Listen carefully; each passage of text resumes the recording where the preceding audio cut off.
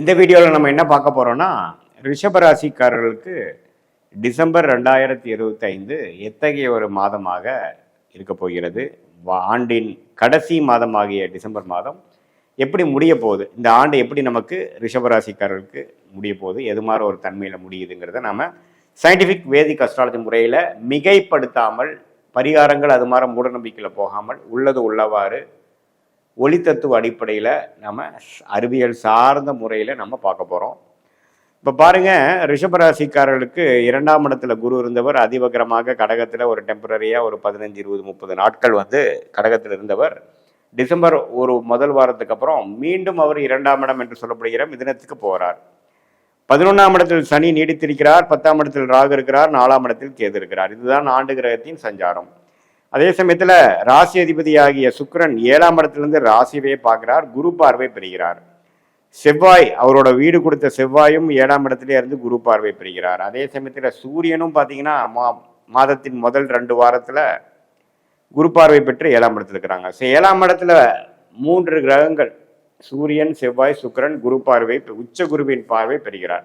இது ஒரு நல்ல அமைப்பு. ஸோ குடும்பத்தில் ஒரு நல்ல விஷயங்கள், சுப விஷயங்கள், அன்னோனியம் அதிகமாக வர்றது, ரியல் எஸ்டேட் சம்மந்தப்பட்ட விஷயத்தில் அதிகமாக லாபம் பெறுவது, பார்ட்னர்ஷிப் மூலமாக கொஞ்சம் ஆதாயம் பெறுவது, அதுபோல் நல்ல அமைப்பை கொடுக்கக்கூடிய இந்த 3 கிரகத்தின் சஞ்சாரம் 7ஆம் இடத்திலிருந்து ராசியை பார்த்து உச்ச குருவின் பார்வை பார்ப்பது மிகவும் அருமை.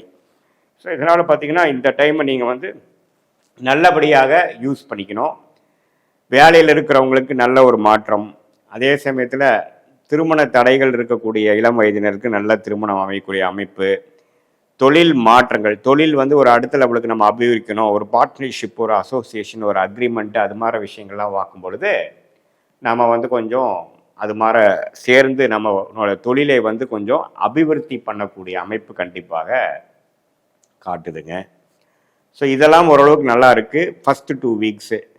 அதுக்கப்புறம் பார்த்தீங்கன்னா 8ஆம் இடத்துக்கு மாறுகிறார்கள் செவ்வாய், சுக்கிரன், சூரியன். அதுக்கப்புறம் பார்த்தீங்கன்னா குருவின் பார்வையும் கொஞ்சம் விலகுது. ஸோ அதுக்கப்புறம் பார்த்தீங்கன்னா கொஞ்சம் ஸ்லோவாக தான் போகிற மாதிரி இருக்குது. ஸோ எது செய்கிறதா இருந்தாலும் December 1st week and 2nd வீக்கில் கொஞ்சம் கான்சன்ட்ரேட்டடாக நம்ம சில முக்கியமான காரியங்கள்லாம் செய்யும் பொழுது அற்புதமான பலன்கள் நாம் எதிர்பார்க்கலாம். மாணவ செல்வங்களுக்கு நல்ல ஒரு அமைப்பு. புதன் நட்பு வீட்டில் இருக்கிறார், குருவின் பார்வை பெறுகிறப்போ நல்லா பிரைட்டாக படிக்கிறது, ஃபோக்கஸ்டாக இருக்கிறது, காம்படிட்டிவ் எக்ஸாம்ஸ் கிளியர் பண்ணுறதுக்கு வேணுங்கிற விஷயங்கள்லாம் கொஞ்சம் உத்வேகமாக செயல்படக்கூடிய அமைப்பு, கான்சன்ட்ரேட்டடாக பண்ணக்கூடிய அமைப்புகள்லாம் கட்டாயம் உண்டு. புரியுதா? இது வரைக்கும் புரியாத விஷயங்கள்லாம் புரியக்கூடிய அமைப்புகள், ஸ்திரத்தன்மையோட எல்லாமே செய்யக்கூடிய அமைப்புகள் கட்டாயம் உண்டு. ஸோ நல்லா கிட்டத்தட்ட ஒரு 4 கிரகம் உச்ச குருவின் பார்வை பெறுவது ரொம்ப முக்கியம், ரொம்ப ஒரு அருமையான ஒரு விஷயம். ஸோ அதனால் இளம் வயதியர், காலேஜுக்கு போயிட்டுருக்கிறவங்க, கல்யாணம் எதிர்பார்த்துட்டு இருக்கிறவங்களுக்குலாம் நல்ல ஒரு வாய்ப்பு, ஒரு நல்ல ஒரு வேலை வாய்ப்பு கிடைக்கிறது, அவங்க கரியர் ஸ்டார்ட் ஆகிறது, நல்லாவே அவங்கவுங்களுடைய வாழ்க்கையில் அவங்கவுங்களுடைய வயசுக்கு ஏற்ற எதிர்பார்ப்புகள் பூர்த்தி ஆகக்கூடிய அமைப்புகள்லாம் அந்த முதல் 2 வாரம் கிடைக்கக்கூடிய அமைப்புகள் உண்டு. அதே சமயத்தில் சீனியர் சிட்டிசன்ஸும் பார்த்தீங்கன்னா ஓரளவுக்கு மாதத்தின் இறுதியில் 3rd and 4th வீக் என்று சொல்லப்படுகிற அந்த செகண்ட் ஹாஃப் பார்த்தீங்கன்னா கொஞ்சம் உடல் உபாதைகள், பிரச்சனைகள், திடீர்னு ஏதோ நம்ம ஸ்லிப் ஆகுறது, விழுகிறது, அது மாதிரி சில விஷயங்கள்லாம் வரக்கூடிய அமைப்பு இருக்குது. ஏன்னா செவ்வாய் எந்தவித சுபத்துவம் இல்லாமல் 7ஆம் இடத்துலேருந்து 8ஆம் இடம் போகிறது ஜாதகத்துலேயும் கொஞ்சம் தப்பான தசாபுக்திகள் போயிட்டு இருக்கிறவங்களுக்கு கொஞ்சம் பாதிக்கக்கூடிய அமைப்பு கொஞ்சம் இருக்குது. ஸோ அதனால் நீங்கள் கொஞ்சம் லாஸ்ட் 2 வீக்ஸ் கொஞ்சம் கேர்ஃபுல்லாக இருக்கக்கூடிய அமைப்புகள், கோச்சார் அமைப்புகள் ரிஷப ராசிக்காரர்களுக்கு கொடுக்கத்தான் செய்கிறது. மற்றபடி பார்த்தீங்கன்னா ரியல் எஸ்டேட் துறையில் இருக்கிறவங்க, எலக்ட்ரிக்கல் எலக்ட்ரானிக்ஸ் துறையில் இருக்கிறவங்க, ஸ்போர்ட்ஸ் ரிலேட்டடான விஷயத்தில் இருக்கிறவங்களுக்கெல்லாம் நல்ல முன்னேற்றம் உள்ள ஒரு மாதமாக டிசம்பர் மாதம் கட்டாயம் உண்டு. அதே சமயத்தில் வெளிநாடு போகணும், ட்ராவல் பண்ணணும், ஹாலிடேஸில் நம்ம ட்ராவல் போகிறோம் அப்படின்னா 3rd and 4th வீக்கில் நல்லாவே அது போகக்கூடிய அமைப்புகள் இருக்குது. ட்ராவலிங் அப்போ கொஞ்சம் கேர்ஃபுல்லாக இருக்கணும். இரவு நேரம் ட்ராவல் பண்ணுறப்போ உங்களுடைய உடைமைகள்லாம் கொஞ்சம் கேர்ஃபுல்லாக வச்சுக்கக்கூடிய அமைப்புகள் தேவைப்படுகிறது. மற்றபடி சனியின் சஞ்சாரம் நல்லா இருக்குது, குருவின் சஞ்சாரம் நல்லா இருக்குது, பண வரவுகள் நல்லா இருக்கும், பிரச்சனைகள் இல்லை. எந்த அளவுக்கு செலவாகுதோ அந்த அளவுக்கு பண வரவுகளும் இருக்குங்கிறது நம்ம தெரிஞ்சுக்கணும். தொழிலில் வேலையில் இருக்கிறவங்களுக்கு ஒரு புதிய தொடர்பு மூலமாக ஒரு முன்னேற்றம், அந்நிய தொடர்புகளாக உருவாக்கக்கூடிய அமைப்புகள் இருக்குது. ராகு திசை நடக்கிறவங்களுக்கெல்லாம் தொழில் மேன்மை, 1க்கு 2 தொழில் பண்ணக்கூடிய அமைப்புகள்லாம் வந்து வரக்கூடிய அமைப்புகள் ரிஷபராசிக்காரர்களுக்கு. அதில் ரோஹிணி நட்சத்திரம் பிறந்தவங்களாக இருந்தாலும் சரி, மிருகஷீர நட்சத்திரம் முதல் 2 பாதத்தில் பிறந்தவங்களாக இருந்தாலும் சரி, கிருத்திகை நட்சத்திரம் 3 பாதங்கள் செகண்ட், தேர்ட், ஃபோர்த் பாதத்தை பிறந்தவங்களாலும் சரி, ஓரளவுக்கு நல்ல பலன்கள் நிறைந்த ஒரு மாதமாக ரிஷபராசிக்காரர்களுக்கு இருக்குங்க. இதில் முதல் 2 வீக்ஸ் வந்து நல்லாவே நீங்கள் யூஸ் பண்ணி சில விஷயங்கள் வியாபாரத்தில் இருக்கிறவங்களுக்கு நல்ல ஒரு ஒப்பந்தம், நல்ல ஒரு கான்ட்ராக்ட், புதுசான ஒரு விஷயத்தில் போய் அதில் போய் கொஞ்சம் starting point of a good thing to come, ஒரு பெரிய விஷயத்துக்கு வேணுங்கிற ஒரு ஸ்டார்டிங் பாயிண்ட் போடுற மாதிரி சில விஷயங்கள் நல்லபடியாக செய்யக்கூடிய அமைப்புகளாக இருக்குது.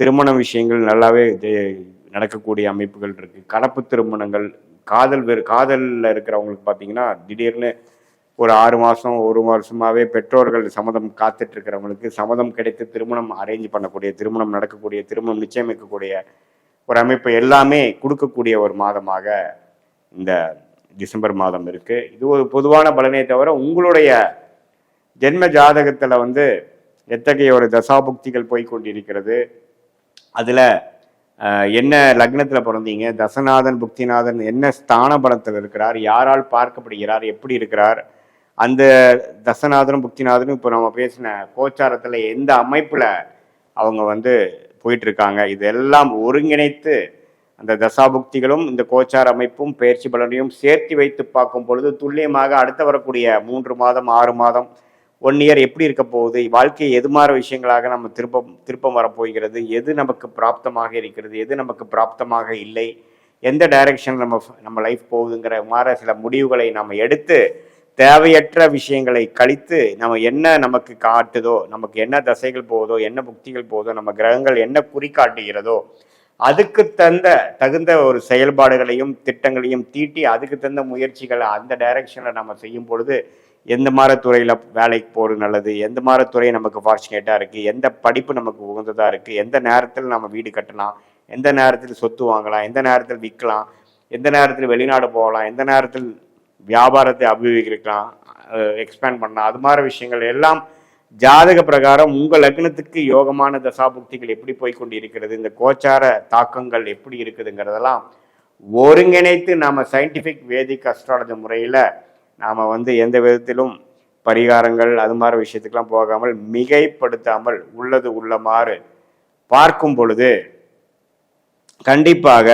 ஓரளவுக்கு என்ன மாற ஒரு டைரக்ஷனில் அடுத்த வரக்கூடிய அமைப்புகள் நமக்கு காட்டுது. அதுக்கு தகுந்த முடிவுகளையும் அதுக்கு தகுந்த திட்டங்களையும் நாம் வகுக்கும் பொழுது தேவையற்ற சமவிரயங்கள், தேவையற்ற பொருள் விரயங்களை தவிர்த்து எளிதில் வாழ்க்கையில் எதிர்நீச்சல் போடாமல் வெற்றி பெற முடியும் என்று நான் சொல்ல விரும்புகிறேன். மீண்டும் மற்றொரு காணொலியில் சந்திப்போம். நன்றி, வணக்கம். ஸ்ரீ குபேரன் டிவியை பார்த்தமைக்கு நன்றிகள். மேலும் இது போன்ற தகவல்களை தெரிந்து கொள்ள ஸ்ரீ குபேரன் டிவியை சப்ஸ்கிரைப் செய்யுங்கள். மறக்காமல் பெல் ஐக்கானை கிளிக் செய்யுங்கள்.